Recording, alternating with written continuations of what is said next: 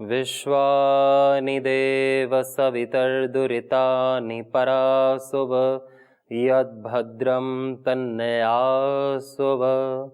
ओम शांति शांति शांति। नमस्ते।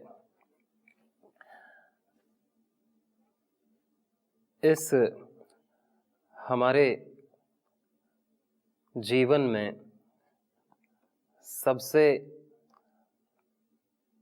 उत्तम महत्व हमारे व्यवहार का होता है, हमारे आचरण का होता है, जहाँ से सभी प्रकार की साधनाएं शुरू होती हैं। सबसे पहले हमारे आचरण से, वाणी से, व्यवहार से, इसमें कैसे शुद्धता हो, इसको कैसे परिष्कृत करें, इस पर ध्यान हमारा दिलाता है यम नियम।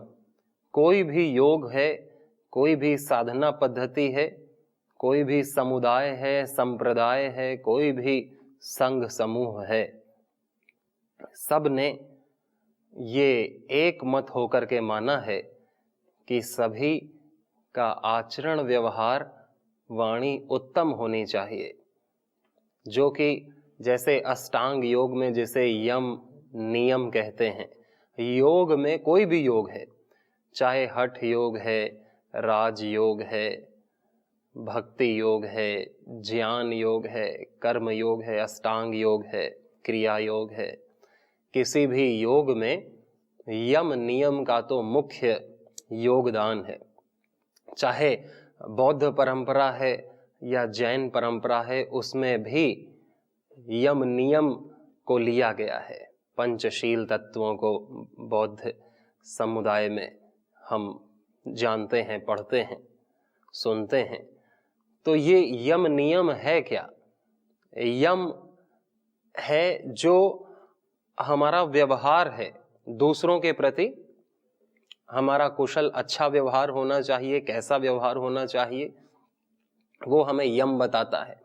अहिंसा, सत्य, अस्तेय, ब्रह्मचर्य, अपरिग्रह। और नियम जो हमारे प्रति होता है, जिससे दूसरों को कोई ज्यादा हानि नहीं, हम उसको अपने आचरण के लिए, अपने उत्तम स्वास्थ्य के लिए करते हैं। नियमों का पालन। नियम क्या है? शौच, संतोष, तप, स्वाध्याय, ईश्वर प्रणिधान, यह नियम है। और इसी को कहते हैं धर्म। इसी के आचरण को कहते हैं धर्माचरण। और कोई धर्म नहीं। इन्हें सार्वभौमिक व्रत कहा जाता है। सार्वभौमिक व्रत इसलिए कहा जाता है क्योंकि ये सबके लिए महत्वपूर्ण है।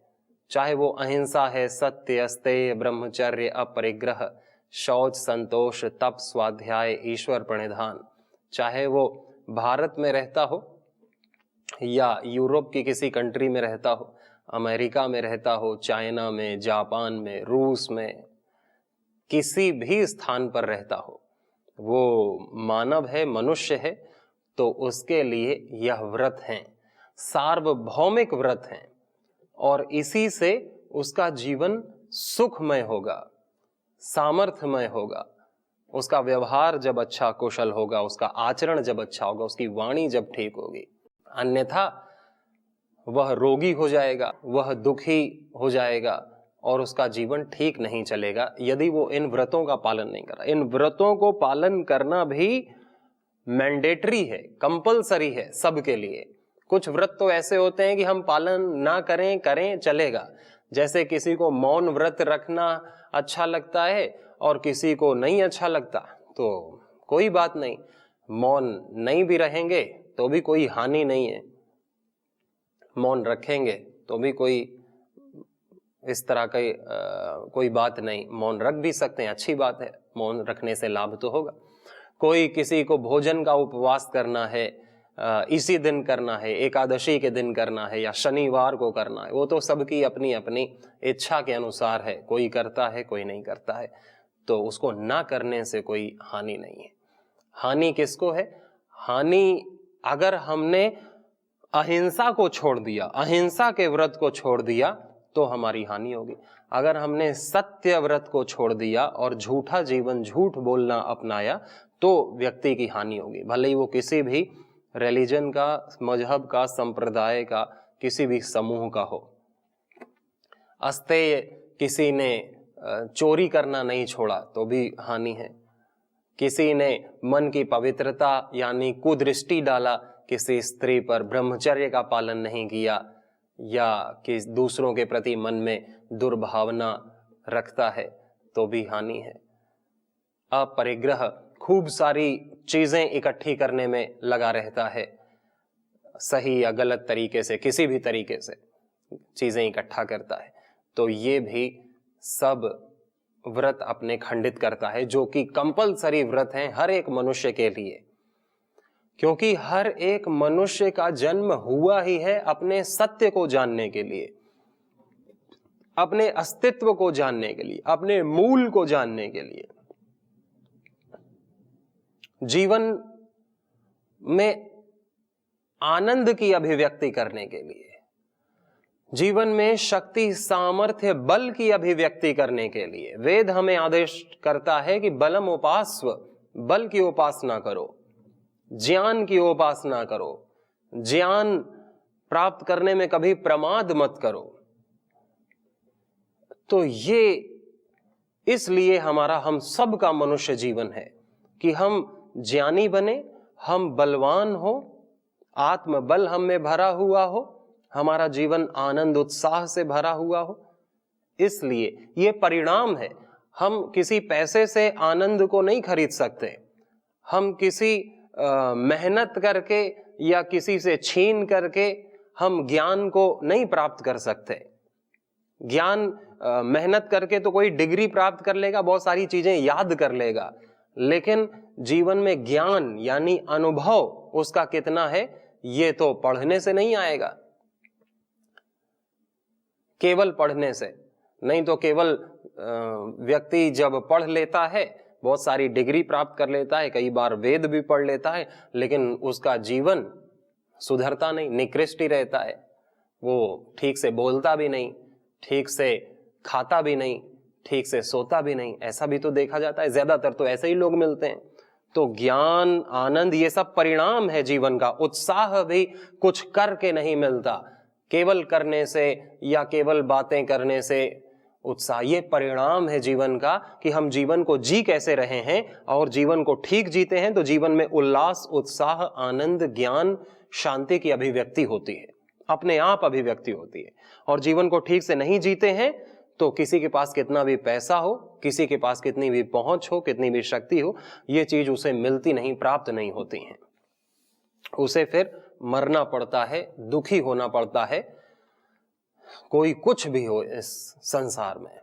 तो ये हमको, हमारा जीवन इसीलिए मिला है कि हमारे परिणाम सुखद हों। परिणाम क्या है? जो अभी हमारे जीवन में हमें अनुभव हो रहा है वो आज तक का हमारा परिणाम है। आज तक का हमारा क्या परिणाम है? अभी मुझ में कितना ज्ञान है, यानी मैं कितना चीजों को समझ पा रहा हूं, अच्छी और गलत को। और यदि मेरे में समझ होगी तो मैं गलत चीजों को नहीं करूंगा, और मेरे में समझ होगी तो मैं केवल अच्छी अच्छी चीजों को करूंगा। और मुझ में समझ नहीं होगी तो मैं गलत चीज को जानते हुए भी उसको करने लगूंगा, क्योंकि गलत चीज सब जानते तो हैं, क्योंकि गुरु ने बताई है, शास्त्र ने बताई है, स्कूल में पढ़ी है, अपने अनुभव से भी जानते हैं, लेकिन हम उसे छोड़ नहीं पाते क्योंकि हम में ज्ञान नहीं है। हमने केवल अभी जाना है, अभी माना नहीं है उसे। तो हमारा जानना कुछ है और जीना कुछ है। अभी जानने और जीने में बहुत भेद होता है, तो व्यक्ति ज्ञानी नहीं कहा जा सकता। ज्ञानी व्यक्ति तो वही है जिसके जानने और जीने में भेद नहीं है, जो अपने विवेक का आदर करता है, जो अपने सामर्थ्य का सदुपयोग करता है। यदि हम अपने सामर्थ्य का सदुपयोग नहीं करते, अपने विवेक का आदर नहीं करते, तो हम जानते कुछ हैं, करते कुछ हैं, और हम जानते कुछ हैं और फिर बोलते कुछ हैं, करते कुछ हैं, फिर होता हमारे जीवन में कुछ है। इसलिए हमको अपने जीवन में सुखद परिणाम, इस वर्तमान को सुख से भरना है। और परिणाम कब, ये थोड़ी कभी परिणाम आएगा जीवन के अंतिम श्वास में आएगा, वो तो हर श्वास में परिणाम आ रहा है। आज तक के हमारे जीवन में हमारी जितनी भी हमने जीवन जिया, हर पल परीक्षा है कि हम हर पल को कैसे जीते हैं, और हर पल हमारा परिणाम है कि आज तक हमने क्या किया है जीवन में, आज हम कितने ज्ञानी हैं, कितने दोष मुक्त हैं, कितने हमने असत्य का जीवन से त्याग कर दिया है, कितने हम आनंद, उत्साह, सद्भाव, उदार हैं, कितने हम स्वाधीन हैं, कितना हमारे मन में प्रेम है। ये सब परिणाम आज हम अपना नाप सकते हैं और स्वयं से नाप सकते हैं। कहीं हमें जाने की जरूरत नहीं कि हमारा जीवन कैसा चल रहा है, बताइए। हमारी तपस्या कैसी चल रही है, बताइए। हमारी तपस्या बेकार चल रही है यदि ये सारी चीजें हमारे जीवन में कम हैं या न्यून हैं। एकदम खाली तो होंगी नहीं, लेकिन बहुत कम रहती हैं, ना के बराबर। तो हमारा जीवन हम स्वयं देख सकते हैं कि हमारी साधना अच्छी चल रही है, बहुत अच्छी चल रही है, और ये सारी चीजें सहज रूप से जीवन में आती हैं। निर्लिप्त होकर के जब हम कार्य करते हैं, कर्म करते हैं, अपना भगवान के लिए कर्म करते हैं, या इस संसार को सुंदर बनाने के लिए कर्म करते हैं, या अपने चित्त की शुद्धि के लिए कर्म करते हैं, तो यह यम नियम आधार बनाया गया अष्टांग योग का। किसी भी योग का, अष्टांग योग का क्या, किसी भी योग, तभी हमारे जीवन में योग आता है, ज्ञान आता है, प्रेम आता है, जब हम अपने जीवन को अहिंसामय बनाएंगे, हिंसा रहित होंगे, झूठ रहित होंगे, चोरी रहित होंगे, अब्रह्मचर्य रहित होंगे, परिग्रह रहित होंगे। परिग्रह रहित यानी कि चीजों को अनावश्यक इकट्ठा ना करना, अहंकार अपना चीजों पर न रखना कि ये मेरी है। तो यह चीजें तो जीवन से कम होनी ही चाहिए, समाप्त होनी ही चाहिए, तो जाकर के ये हमारे जो कंपलसरी व्रत हैं, धर्म है, हम तब धर्म का पालन कर पाएंगे। हम तब धर्म का पालन कर पाएंगे, और जो धर्म का पालन करता है, धर्म उसकी रक्षा करता है, उसकी रक्षा होगी, उसके मन की रक्षा, उसके बुद्धि की रक्षा, उसके आनंद की रक्षा, उसके शक्ति, सामर्थ्य, ज्ञान की रक्षा धर्म कर पाएगा। धर्म हमारे जीवन को बहुत सुखमय बनाता है, आनंदमय बनाता है। लेकिन पहले हम तो धर्म का आचरण करें। आज धर्म की परिभाषा ही हमने बदल दी है कि धर्म है पूजा पाठ ही करना, या हम किसी देवता को मानते हैं, वो किसी देवता को मानता है, मेरा धर्म कुछ है, उसका धर्म कुछ है, और फिर आपस में लड़ लेते हैं दो धर्म वाले, दंगा कर देते हैं। धर्म का पालन करने वाले ही, बताइए, धर्म का पालन करने वाले ही जो अपने आप को धार्मिक कहते हैं, अपने आप को मजहबी कहते हैं, अपने आप को रिलीजियस कहते हैं, वही सबसे ज्यादा अशांति का कारण बन रहे हैं आज इस समाज में, आज इस दुनिया में। ये दुनिया धार्मिक लोगों से आज ज्यादा परेशान हो गई, तथाकथित धार्मिक लोगों से, जो अपने आप को धार्मिक कहते हैं लेकिन हिंसा का त्याग नहीं कर पाए, दुर्भावना का त्याग नहीं कर पाए। तो क्या खाक कोई धार्मिक है? धर्म पहले जान तो लें कि धर्म है क्या। धर्म ये नहीं कि हम किसकी पूजा करते हैं और कैसे पूजा करते हैं, हमारी पूजा पद्धतियां तो सबकी अलग अलग हैं, लेकिन धर्म सबका अलग अलग नहीं है। सबके समूह अलग हो सकते हैं, सबके मित्र अलग हो सकते हैं, सबके गुरु अलग हो सकते हैं, संप्रदाय अलग हो सकता है, लेकिन जीवन जीने का तरीका कैसे अलग होगा? कोई मुंह से खा रहा है तो मुंह से ही तो खाएगा कि कहीं और से खाएगा। कोई आंख से देख रहा है तो आंख से ही देखेगा, चाहे वो कोई भी क्रिश्चियन हो, चाहे वो जैन हो, चाहे वो पारसी हो। वो नाक से सूंघ रहा है तो नाक से ही तो सूंघेगा। शरीर का धर्म एक है तो जीवन का धर्म एक है, नियम एक है। हम इस धरती पर रह रहे हैं, इन पंच तत्वों से बनी धरती पर रह रहे हैं, धरती, जल, अग्नि, वायु, आकाश, इनसे बनी। समय सबके लिए वही है, दिन रात वही है, सर्वव्यापक ईश्वर भी वही है, लेकिन हमने वो अब दिन रात तो बांट नहीं सकते, मिट्टी बांट ली, जितना बांट सकता है हमने बांट लिया। भगवान को भी बांट लिया कि हमारा भगवान, उसका अल्लाह और उसका गॉड, उसका वाहेगुरु या उसका महावीर, उसका बौद्ध, उसका कुछ, उसका शिव, उसका कृष्ण, उसका राम, और इसका निर्गुण, इसका सगुण। और सब ने अपने भगवान की परिभाषा भी अलग अलग कर रखी है कि मेरा भगवान इस साकेत लोक में रहता है, मेरा भगवान गोलोक में रहता है, मेरा भगवान 7वें आसमान में रहता है या 4थे आसमान में रहता है, किसी सिद्ध शिला में रहता है। ये हमने अलग अलग परिभाषा बांट ली और फिर कहते क्या है, भगवान एक है, भगवान एक है। फिर कहेंगे ईश्वर अल्लाह तेरो नाम, की सब एक ही है, ईश्वर भी वही है, अल्लाह भी वही है, गॉड भी वही है। बोलने में तो सब फिर उस्ताद है, माहिर हैं, तो फिर लड़ क्यों रहे हो? जब एक ही है तो फिर लड़ना किस बात का? फिर धर्म परिवर्तन किस बात का कि आओ हमारे धर्म में तुम्हें जल्दी मुक्ति दिलाएंगे, तुम्हें जल्दी हेवन मिलेगा जब तुम अपना धर्म परिवर्तन कर लोगे। फिर लड़ना किस बात का जब एक ही है? तब रहने दो जो जहां पे। फिर हिंसा किस बात की?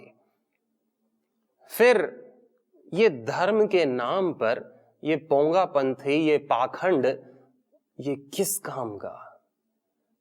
हम थोड़ा तो सोचें कि जब हमारा ये शरीर जो भोजन कर रहा है, ये शरीर का धर्म है भोजन करना, और मुंह से ही भोजन करना। कोई कान से भोजन करेगा तो चलेगा क्या कि नहीं नहीं हम अलग हैं, हमको भगवान ने अलग बनाया, हम कान से भोजन करेंगे, हम आंख से भोजन करेंगे? ऐसा तो मूर्ख ही करेगा। तो मूर्ख ही वो व्यक्ति है जो अपने आप को अलग मान रहा है और भगवान को भी अलग मान रहा है। अब भगवान तो आके बताएगा नहीं कि मैं अलग हूं कि एक हूं, वो तो सबको वही प्रकाश दे रहा है, वही सबको जीवन, वही हवा दे रहा है, वही सबका भोजन पचा रहा है, दिल धड़का रहा है, सब कुछ वही कर रहा है। लेकिन मूर्ख व्यक्ति तो मूर्ख ही है, और ज्यादातर जो भीड़ है वो मूर्खों के चक्कर में पड़ती है और स्वयं भी मूर्ख बनती है। इसीलिए हमको वेद के मार्ग पर चलना पड़ेगा कि हमारे जो निष्काम ऋषि थे, जो किसी धर्म संप्रदाय के लिए नहीं जीते थे, जो किसी मजहब के लिए नहीं, तथा कथित धर्म जो आज माना गया है उसके लिए नहीं, रिलीजन के लिए, किसी समूह के लिए नहीं, जो जीते थे मानव के लिए, मानवता के लिए, इस धरती के लिए, एज अ होल मानते थे। सर्वधर्म समभाव नहीं कि हर धर्म एक है, धर्म तो एक है ही, सब धर्म एक क्या है, धर्म तो एक ही है। और उसको जो पालन करेगा, जो अहिंसा का पालन करेगा वो धार्मिक होगा, जो सत्यनिष्ठ होगा वो धार्मिक होगा, जो ब्रह्मचर्य का जीवन जिएगा वो धार्मिक होगा, जो निरअहंकार होकर के सबके प्रति सद्भाव रखेगा वो धार्मिक होगा, जो अपने अंदर बाहर पवित्रता रखेगा, अपने जीवन में ज्ञान प्राप्त करेगा, तप करेगा, ईश्वर में श्रद्धा रखेगा, वो धार्मिक होगा। या ईश्वर में कोई नहीं भी श्रद्धा रखता है तो कम से कम वो अपने वाणी, व्यवहार, आचरण को तो ऐसा बनाए जैसा वो दूसरों से चाहता है कि दूसरे मेरे प्रति करें। अच्छा, तो ये हमारे ऋषियों ने क्या बात की? वसुधैव कुटुंबकम, कि ये पूरी वसुधा, ये पूरी धरती ही एक परिवार है। और सर्वभूत हिते रता, कि सब पदार्थों के, भूत यानी सब जीवों के, केवल मनुष्य ही नहीं, पशु भी, पेड़ पौधे भी, ये प्रकृति भी, जिस सह अस्तित्व में, को एग्जिस्टेंस में हम जी रहे हैं, इस सब के प्रति हम हित करें, हित करें, हित करें। सर्वभूत हिते रता, सब को शांति मिले। ओम देव शांति, अंतरिक्षगम शांति, पृथ्वी शांति, आपः शांति, औषधयः शांति, वनस्पतयः शांति। सर्वम शांति, सबको शांति मिले। ये नहीं कि केवल मेरे समुदाय वाले को शांति मिले और सभी मेरे समुदाय में आएंगे तभी उनको शांति मिलेगी, नहीं सब नरक जाएंगे। ये कैसा विष है, ये कैसा द्वेष भावना है, जिसको जो भी साइंटिफिक टेम्परामेंट का है, जो भी लॉजिकल टेम्परामेंट का है, जो थोड़ा चिंतन करता है, विचार करता है, वो त्याग देगा ऐसे बेकार की चीजों को जो धर्म के नाम पर चल रही हैं। रिलीजन कहें, मजहब कहें, कुछ भी कहें, उसके नाम पर जो चल रही हैं, वो आराम से वेद के मार्ग पर आएगा, क्योंकि यही सबसे लॉजिकल और यही सबके साइंटिफिक है। हमारे ऋषि सबसे साइंटिफिक थे, जिन्होंने इस जीवन के सत्य को जाना, जिया और जीवन में इतनी बड़ी उन्नति की जितनी एक मनुष्य की हो सकती है, एकदम सुप्रीम पर जाकर के पहुंचे। तब जाकर के उन्होंने अपने अनुभव को शास्त्र का रूप दिया, वेद उपनिषद का रूप दिया, ईश्वर की वाणी मान करके। ये सब ईश्वर की आज्ञा है, इसका पालन करोगे तो जीवन में सबसे बड़ी उन्नति करोगे। जिसके लिए ये जीवन है, जिसके लिए ये मनुष्य है, महामानव बनने के लिए, वहां तक की हम तरक्की कर पाएंगे। और वहां तक की तरक्की कर पाना ही इस जीवन का उद्देश्य है, जिसके लिए हमको वेद पथ पर, ज्ञान पथ पर, आत्मा के पथ पर, कॉमन सेंस के पथ पर चलना होगा। कि हम थोड़ा तो सेंसिबल सोचें। क्या हिंसा करना या दूसरे जो मासूम हैं, जो भोले भाले हैं, जो अपने जीवन में मस्त रहते हैं, उनको भय दिखा करके, उनको प्रलोभन दे करके, लोभ दे करके उनको अपने धर्म में शामिल कर लेना, इसी से तुम्हारी मुक्ति हो जाएगी, इसी से तुम्हारी जीवन में समाधान हो जाएगा। उनको ज्ञान न बताना, उनको सही ज्ञान न देना, उनको जीवन जीने की कला न सिखाना। इसलिए धर्म तो सबका एक ही है, जो सार्वभौमिक है, जो यूनिवर्सल है। धृति, क्षमा, दमो, स्तेयम, शौचम, इंद्रिय निग्रहम, श्रीर विद्या, सत्यम, अक्रोध, दशकम धर्म लक्षणम। ये मनु भगवान ने कहा कि ये 10 धर्म के लक्षण है। कि क्रोध ना करना फालतू में, ऐसे ही क्रोध ना करना धर्म है। धर्म की रक्षा करना भी धर्म है। धर्म है धैर्य रखना, धृति। धर्म है दूसरों को क्षमा करना। धर्म है अपने इंद्रियों पर काबू रखना। धर्म है अपने मन में पवित्र विचार रखना, भोगासक्त न होने देना इंद्रियों को। धर्म है सत्य आचरण करना, सत्य वाणी बोलना। धर्म है पर स्त्री को अच्छी दृष्टि से देखना। वैसे तो देखने की जरूरत ही नहीं है, लेकिन देखते हैं तो अच्छी दृष्टि से, मातृभाव से देखना। पर पुरुष को भ्रातृभाव से देखना। पर धन को उस पर नजर ही न जाए, ईर्षा नहीं। दूसरों के सुख को देख करके प्रसन्न होना, दूसरों के दुख को देख करके करुणित होना, अपनत्व भाव रखना सब में। ये धर्म है। धर्म क्या है? धर्म ये है जिसने सबको धारण कर रखा है, वो धर्म है। जो एक एक बच्चे का है, जिसने भी इस धरती पर जन्म लिया, बस उसका यह धर्म है कि तुमको हिंसा नहीं करनी, तुमको सबको अपना मानना है, तुमको सबके प्रति सद्भाव रखना है, तुमको ब्रह्मचर्य का पालन भी करना है, मन में पवित्रता रखनी है। यानी जो भी आज पैदा हुआ है उसका भी वही धर्म है, जो करोड़ों साल पहले पैदा हुए उनका भी धर्म है, जो करोड़ों साल बाद, अनंत साल बाद भी पैदा होगा उसका भी वही धर्म होगा। बाकी सारे धर्म तो कभी बनते हैं।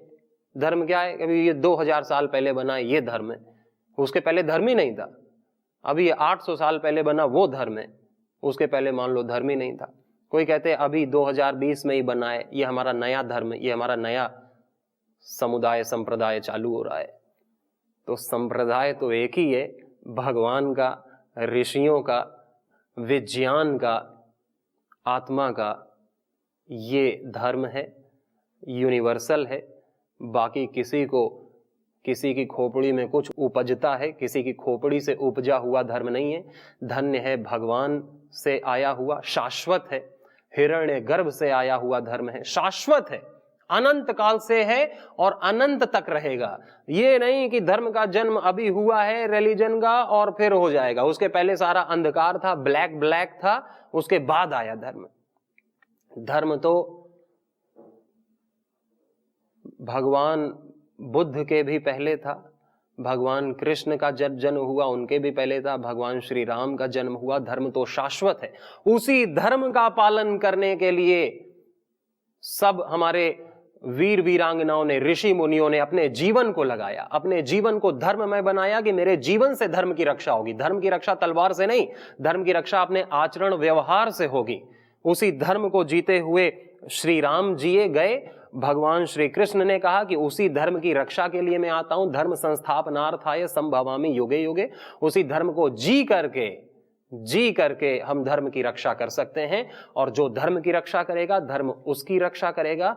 और धर्म सबका यही है कि सभी यम नियम का पालन करें, धर्माचरण करें, क्योंकि ये सबसे बेसिक चीज है, ये फर्स्ट क्लास है।